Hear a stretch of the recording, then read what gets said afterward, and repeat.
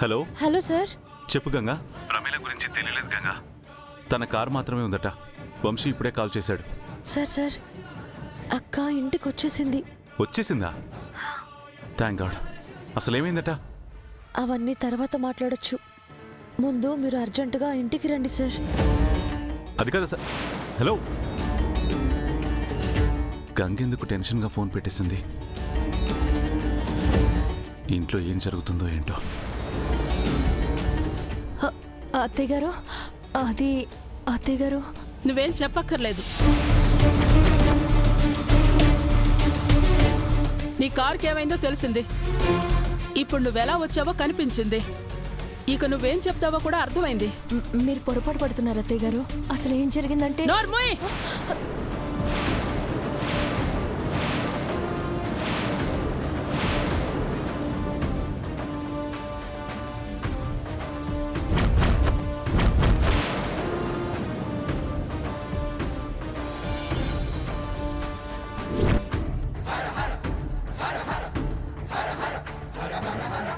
Car repair అయిందని phone చేసుంటే వేరే కారు పంపించేవాళ్ళం కదా. ఫోన్ హ్యాంగ్ అయిపోయింది అత్తయ్య గారు. నీ ఫోన్ వర్క్ కాకపోతే ఏంటమ్మా? డ్రైవర్ ఏమయ్యాడు? అతని మొబైల్ నుంచి కాల్ చేయొచ్చుగా. డ్రైవర్ మెకానిక్ని తీసుకొని వస్తానని చెప్పి వెళ్ళాడు. ఎంతసేపటికి రాలేదు. అందుకని స్ట్రేంజర్ బైక్ లిఫ్ట్ అడిగి వచ్చావా?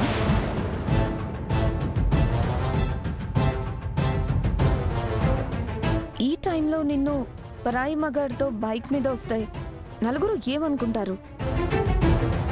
మన కుటుంబ గౌరవం ఏమవ్వాలక్క?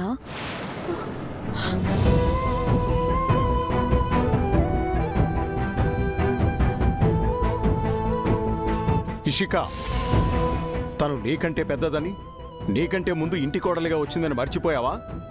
తనని నిలదీసేందుకు నీకు రైట్స్ లేవు. అది కాదు మావయ్య గారు. Shut up copy. బావగారు టాకింగ్ కదా, నువ్వు షట్ యువర్ మౌత్.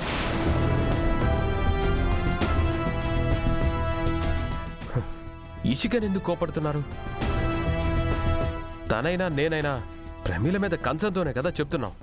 అసలు ఏం జరిగిందో తెలుసుకోకుండా తనని ప్రశ్నించడం సరికాదు. ఏమండి, మనం ఇంట్లో వాళ్ళం కాబట్టి వివరాలు అడిగి ఆరాలు తీసి అర్థం చేసుకుంటాం. చూసేవాళ్ళు అలా కాదు కదా, నోటికొచ్చింది అల్లేసుకుంటారు. అయినా వేరే వాళ్ళని అనుకునేం లాభం? తనకింట్లో వాళ్ళు ఏమంటారోననే భయం ఉంటే ఇలా ఎందుకు వస్తుంది?